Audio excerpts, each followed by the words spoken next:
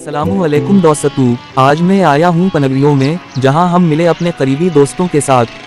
दोस्तों ने हमारे लिए ज़बरदस्त देसी खाने का इंतज़ाम किया, देसी मुर्गी, बिरयानी और साथ में लस्सी।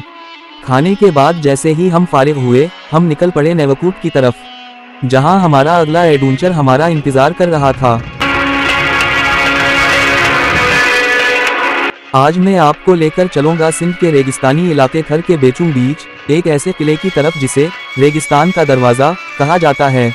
जी हाँ, मैं बात कर रहा हूँ नोकोट किला की, जो न सिर्फ सिंध की शान है बल्कि तारीख का एक जिंदा सबूत भी। नोकोट किला 1814 हमजा में तामीर किया गया। इस किले के बानी थे मीर करम अली खान टालपुर, जो सिंध के मशहूर टालपुर खानदान से ताल्लुक़ रखते थे।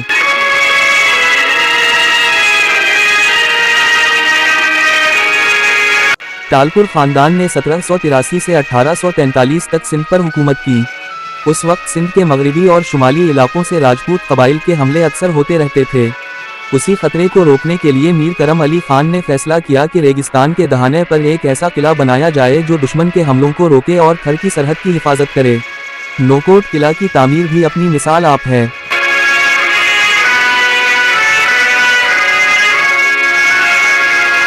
ये किला पक्की ईंटों, बर्न्ट ब्रिक्स और कीचड़ के मसाले मड मोटर से बनाया गया, यानी इसमें पत्थर या लोहे का इस्तेमाल नहीं किया गया।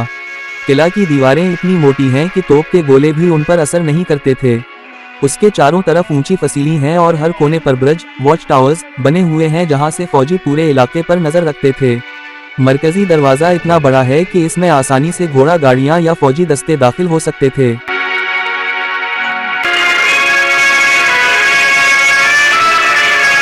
आज भी जब आप इस दरवाजे से अंदर दाखिल होते हैं तो ऐसा लगता है जैसे वक्त थम गया हो। रेगिस्तान का दरवाज़ा, gateway to the Thar desert. Nokot किला को gateway to the Thar desert यानी थर के सहरा का दरवाज़ा कहा जाता है। ये किला बिल्कुल इस मकाम पर बनाया गया था जहां से थर के काफिले गुजरकर सिंध के शहरों की तरफ जाते थे। ये सिर्फ एक फौजी चौकी नहीं थी, बल्कि ये तिजारत का अहम मरकज़ भी था। यहाँ से कैंप लगाए जाते, ऊँटों के काफिले गुजरते और सामान की हिफाजत के लिए सिपाही तैनात रहते। मीर करम अली खान टालपुर की नज़र बड़ी दूर तक थी। इन्होंने इस किले को सिर्फ जंग के लिए नहीं बल्कि सिंध की हिफाजत और तिजारत के तसलसल के लिए बनाया। यहाँ से वो थर के रास्तों, राजपूत सरहदों और काफिलों पर नज़र रखते थे। कहा जाता है कि इस किले में टालपुर फौज का एक दस्ता हमेशा तैनात रहता था। किले के अंदर फौजी बैरकी, पानी के तालाब और जखीरा करने के कमरे मौजूद थे। अंग्रेज़ों का हमला और किले का कब्जा। 1843 में जब बरतानवी ईस्ट इंडिया कंपनी ने सिंध पर हमला किया तो इनकी फौज की क़यादत जनरल चार्ल्स जेम्स नेपियर कर रहा था। नोकोट किला भी अंग्रेज़ों के कब्जे में आ गया। टालपुरों की बहादुरी मशहूर थी, मगर जदीद हथियारों के सामने उनकी मुज़ाहमत ज़्यादा देर ना चल सकी। यूं नोकोट किला सिंध की आज़ादी के खात्मे की एक खामोश गवाही बन गया। वक्त का सफ़र और किले की खामोशी। वक्त गुजरता गया, किला वीरान होता गया। लोगों ने यहाँ से कूच किया, फौजी अड्डे खत्म हो गए, लेकिन दीवारें आज भी मजबूती और शान की अलामत बनी खड़ी हैं। कहा जाता है कि रात के वक्त जब हवाएं चलती हैं तो किले के अंदर से घोड़ों के कदमों की आवाज़ें सुनाई देती हैं। मकामी लोग कहते हैं ये आवाज़ें उन सिपाहियों की हैं जो अब भी किले की हिफाजत कर रहे हैं। आज नोकोट किला महकमा आसारे कदीमा सिंध के ज़ेर इंतज़ाम है। सयाह यहाँ आकर हैरान रह जाते हैं कि 200 साल पहले बगैर मशीनों के इतनी बड़ी और मजबूत इमारत कैसे बनाई गई।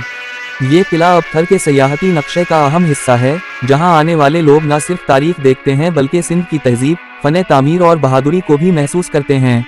नोकोट किला सिर्फ ईंटों का ढेर नहीं, ये एक कहानी है हिम्मत, दिफा और इल्म व हिकमत की।